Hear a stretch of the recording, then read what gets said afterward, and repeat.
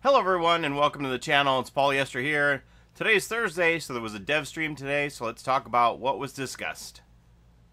So today Behaviour Interactive released a teaser trailer for a new game that they're working on called Deathgarden. I'll show you that here now.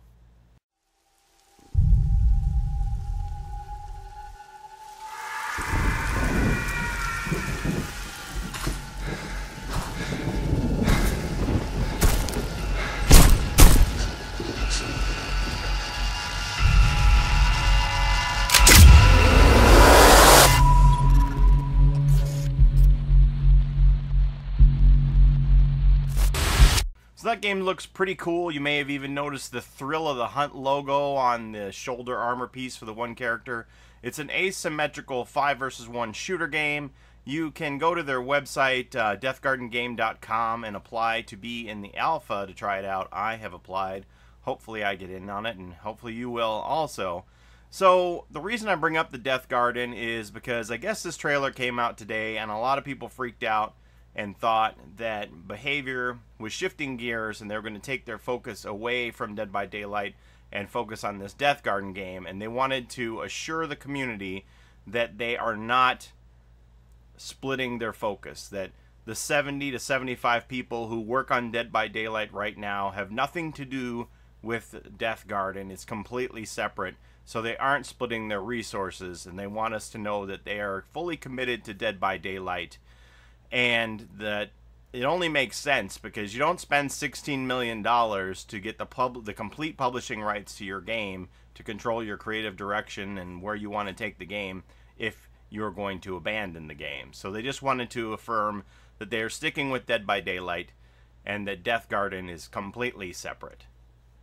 And speaking of commitment and direction of the game, we're introduced to Isabel today, who's a senior project manager for Dead by Daylight, and she showed us again the roadmap that we saw in the video last week. This is just the beginning video, and walked us through some of the things that we can expect from now until June, when we expect the next chapter to be released.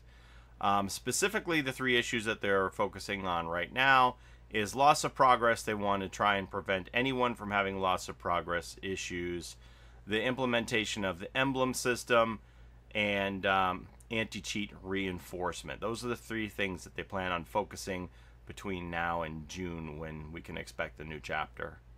And one of the things that Matthew Cote wanted us to know that this roadmap doesn't really convey is that they seem to want to release cosmetics in conjunction with each chapter, that we can expect a cosmetic pack quarterly, which is very exciting. And he even mentioned that the customization for characters will be somehow themed with the new chapter. So I don't know what that means regarding the 3 sneaks that we've seen of the killers so far, but he alluded that there will be a theme, a running theme with the characters in these customization packs, so I'm interested to see what that's all about. And they touched a little bit on Playtime Unlock. If you don't know what this is, they've said that going forward in the future, rather than forcing everyone to purchase all of their original content DLCs, they're going to let you earn them through Playtime. And they were asked, you know, how does this work? Is this going to be a way we can spend our iridescent shards rather than on something in the shrine? Will we be able to spend iridescent shards to unlock cosmetics and chapters? And they said that it's not going to be iridescent shards. It's going to be something different, but they can't really tell us right now. And we don't know, you know, what you'll have to do to unlock chapters, but they did say that it will be a significant grind to unlock stuff. As always, the purchase first option is going to be there for people who just want to have it now and be able to buy it, or you'll be able to do this Playtime Unlock to unlock stuff. And discussing it with people, you know, just out of the blue, my own personal opinion, I think to get a chapter, you'd probably need something like 100 hours of playtime. They did say it would be attainable for every level of player, whether, you know, you're a daily grinder or a casual player, that you would be able to unlock stuff. It just would take longer, obviously. So a significant grind, what would that mean? Just picking a number out of the air for me, I think maybe 100 hours sounds reasonable, maybe more. Again, this 100-hour mark is just a number I picked out of the air, something that sounds reasonable and attainable for a casual player. But we have no idea how it's going to work. They're developing an FAQ that they're going to release to us in a few weeks to let us know how this is going to work. I think the idea of this play to unlock system is great in that it isn't so daunting for somebody to come on the game and look at all the different DLCs and how much it would cost you as an entry-level player to catch up and get all of these things. Of course, the licensed characters will never be unlockable for Playtime because of the costs involved in acquiring those licenses, but that's understandable. Just the fact that you can get anything for free by putting in the time to play, I think, is a great move on their part, and it shows loyalty to the fan base. There was some question about whether or not our retroactive hours would count for anything, and I haven't heard a flat-out no yet. That would be a nice tip of the hat to reward the loyal fan base so far, I think. I don't know. We'll have to see how that all plays out. And they reminded us that PAX East is coming up next week, April 5th to the 8th, and they have a booth there. The Deathgarden game is going to be showcased there as well as some DBD stuff. And let's see, what's the quote here? Things you have never seen before will be showcased at PAX. So, I know a few people going to PAX. I wish I was going. My wife even entertained the thought of me going, and then I looked and like, it's like a 9-hour drive for me. I think maybe I'm not going. But I'm so jealous of the people who are going, and hopefully they're going to kick me some of that info so I'll know right away what's going on, because I really, really want to know what's going to be seen and shown, and maybe even given away at PAX. I have no idea what's going to happen out there. But I look forward to it. If you can go, hit me up on Twitter. Let me know what you see. I want to know all about it. I'm so jealous, everybody. It's going to be a blast, I'm sure. They did mention that patch 1.9.4 is thoroughly tested and coming out soon. We don't know exactly when. I imagine it's going to be whenever the emblem system is ready to go, because emblem system is in 1.9.4. We played it on the PTB and saw some of these bug fixes like the inaccurate scratch marks or the survivor sounds, which were too quiet in our current game, that corrected in 1.9.4, and the POV when somebody dies, where it would show like the outside of the map instead of going to another player. That annoying bug. That's all been fixed in 1.9.4, but we just don't have it in our regular version of the game. And since it was tied to Emblem System, I don't think we're going to see it until Emblem System goes live. My prediction would be in 2 weeks when the ranks reset that would come out. So I would imagine we'll see 1.9.4 then with Emblem System, and both of them will be welcome. So I'm looking forward to those changes. And they confirmed that there is no Easter Blood Hunt community event this weekend. I know myself and others thought there was an outside chance that there would be a community event, because we had an Easter Blood Hunt weekend last year, but there isn't this year. No word when the next community event will be. Maybe not until June, when the anniversary of the game rolls around. We'll have to wait and see, but definitely nothing for Easter this weekend, unfortunately.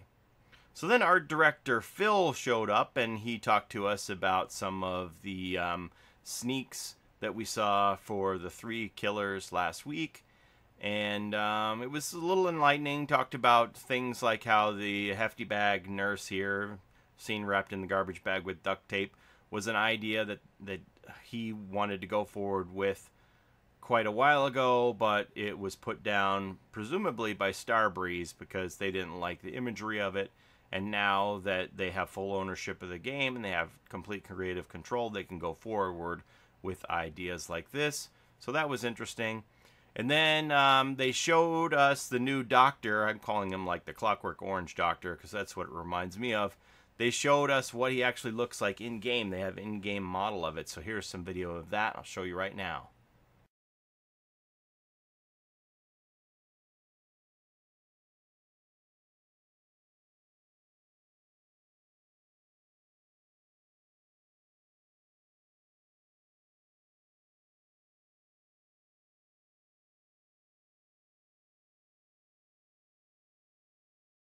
So that doctor looks really cool. Can't wait to get my hands on it.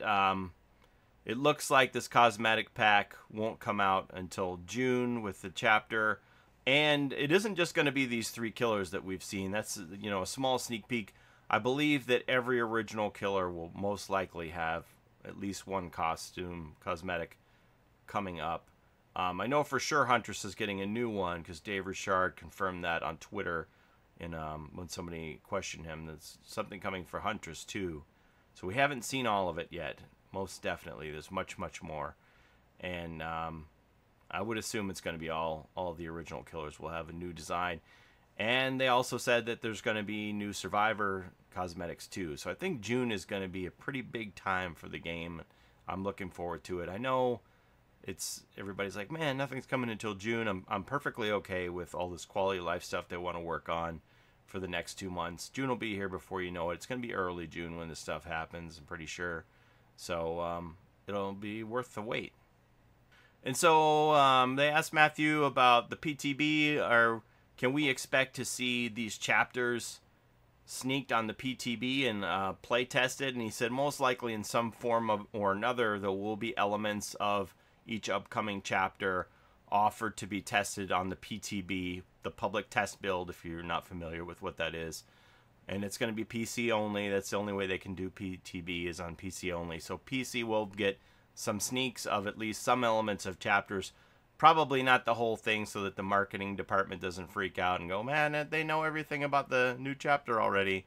So it may just be like the map or something. We'll have to see. But they did say that they really do need our help to find bugs and play these elements so that the new chapters come out very solid. So we can expect to see some sneaks of maybe the next chapter will be on the PTB in May. Some elements of that. So we'll have to see what that brings. But there will definitely be some sneaks along the way through the PTB. Something to do with each chapter before it comes out. Now you may have noticed we had a new wave of bans. There were a bunch of people who were banned for disconnecting from the game. I have warned you guys about this a couple of times. It's been talked about many, many times on DevStream. I know that I mentioned it every time they did, that they were going to start enforcing bans for people who disconnect. This seems like one of the easiest bans to avoid.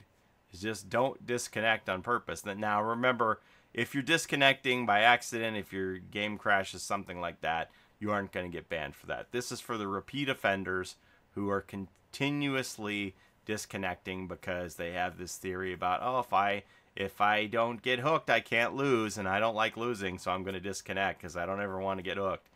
Like, how hard is it to just let yourself die on the hook? If you're that upset about it, just try and jump off the hook and then don't struggle. It's that easy. Otherwise, you're facing a ban if you disconnect. It's so silly. I don't know why anybody would do this. And for the killers, the ones that's maybe a curious one for me too.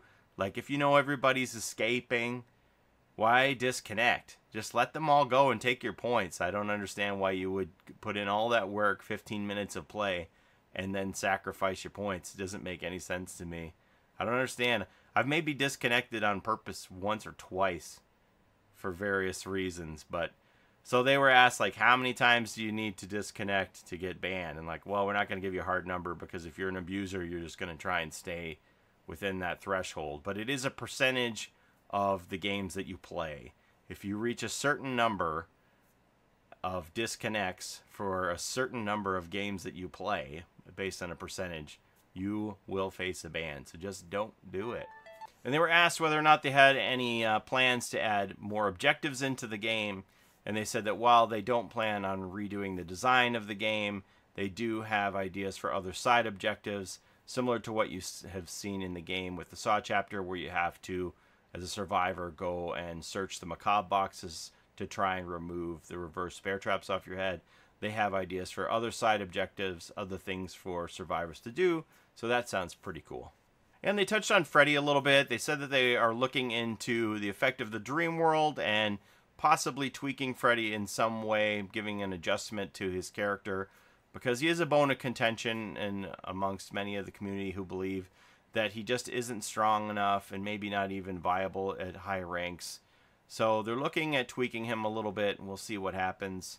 A friend of mine had an idea, said, what if you made it so that if you were asleep, you couldn't leave? Similarly, how you can't escape through the exit gates when you have a reverse bear trap on your head. What if you couldn't leave through the exit gate if you were asleep? Would that be something that would give Freddy a little bit more power? It's an interesting idea. It's an interesting idea. So, I don't know what they have in mind. That was just something we were kicking around that would be a, a minimal adjustment. And my friend, by extension, said you could do that with the Doctor as well, that if you were in Madness 3, you wouldn't be able to leave. Maybe you would hallucinate that the bars were up, like Blood Warden, and that it wouldn't allow you to leave if you were in Madness 3 until you snapped out of it. So these are like, little tweaks that would maybe give some of these killers a little more power that feel like they need NOED to be active at the end of the game to have a chance.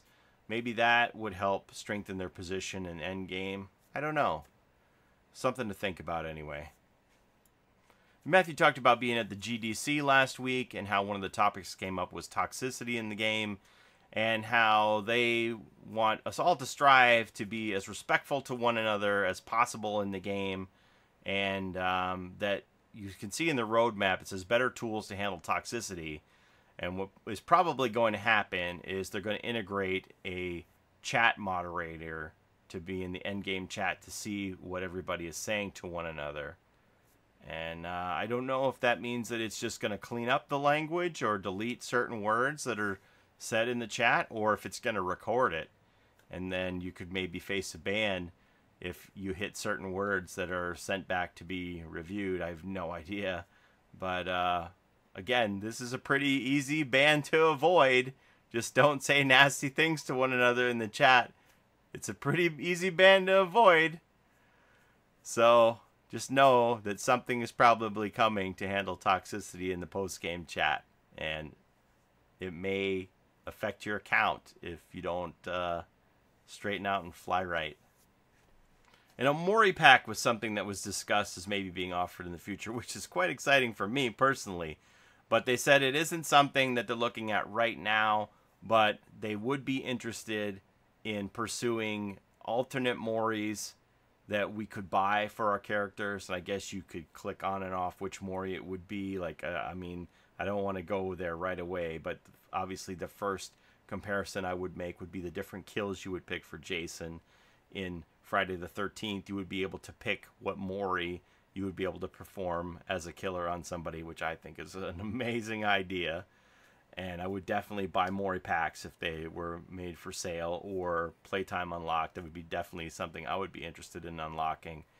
So, again, it's not something that's coming right away, but it is something that they're considering, and full steam ahead on that in my book. Get my wallet. Let's go. So, what do you guys think about that? And a few lore fans out there, they were asked about the lost tapes. Will we ever get any more information about the characters on the lost tapes? Find out more about Benedict Baker, for example. And they said, yes, we're definitely going to find out more lore, more about Benedict Baker.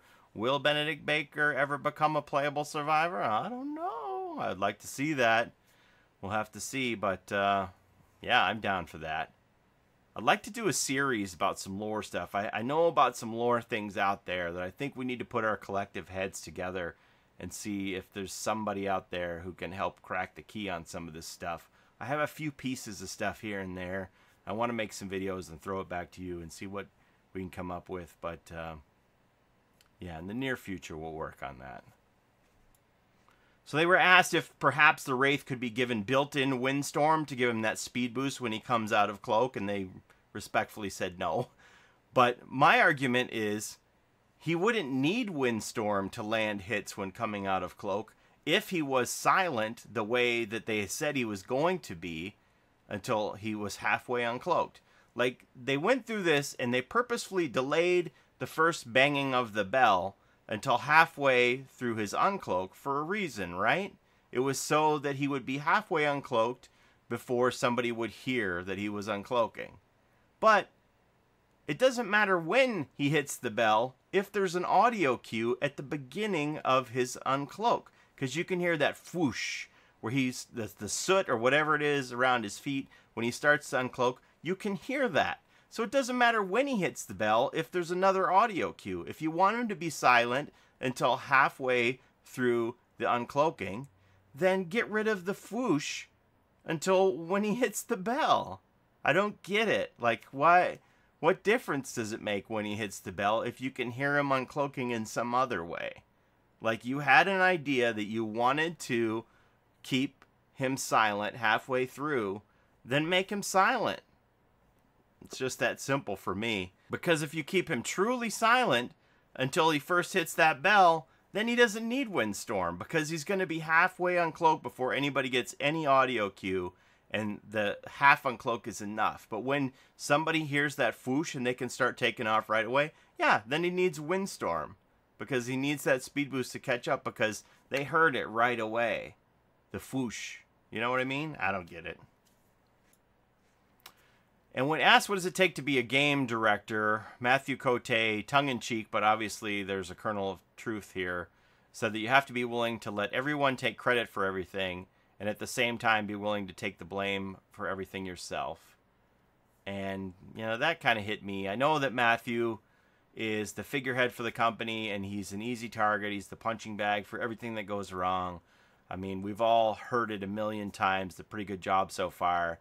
And, you know, you got to think about how does that affect a person, and he's got to have a lot of strength to be able to take all of that burden on himself. Kudos to you, Matthew, for doing that. And part of the GDC talk transcript I saw there was that the harassment that people who work for the game can get, and how they have a built-in support system to handle that. And, you know, that's got to mess with you on a psychological level. And I'm glad that they do have support there for that. And, yeah, when you have so many people coming at you and blaming you for things, it's got to weigh on you. You have to be a strong person to shrug that off or be able to deal with that. So, kudos to you, Matthew. We don't tell you we love you enough, man. And good job. Done a pretty good job so far, man. So that's all I've got for you this week. Next week, it looks like PAX is going to be the place to be in Boston, breaking all the news for DBD. Can't wait to see it. What a great time for our game. Looking forward to PAX. Bring it on. Thanks for watching, everybody. Have a great day. Bye-bye.